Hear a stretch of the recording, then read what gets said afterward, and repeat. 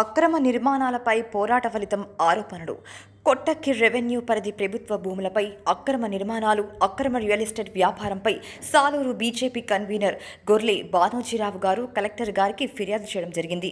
అక్రమదారులు ప్రోద్బలంతో అక్రమదారుడైన బండారు రాంబాబు, సుజాత దంపతులు బీజేపీ కన్వీనర్పై నిరాధార ఆరోపణలు చేసి ఉన్నారని సాలూరు నియోజకవర్గ నాయకులు, 4 మండలాల అధ్యక్షులు తీవ్రంగా ఖండిస్తున్నామని, సదరు విషయంపై పరువు నష్టం దావా వేస్తూ పార్టీ ఆదేశాలు అనుసారం తదుపరి చర్యలు తీసుకుంటామని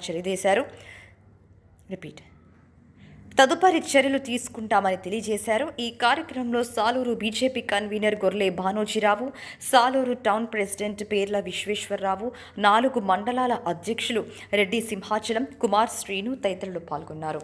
కొట్టక్కి రెవెన్యూ పరిధిలో గల ప్రభుత్వ భూముల అన్యాక్రాంతము మరియు అక్రమ రియల్ ఎస్టేట్ వ్యాపారాలపై మా కన్వీనర్ గారైన గొర్లె బానోజీరావు గారు కలెక్టర్ గారికి ఫిర్యాదు చేయడం జరిగింది.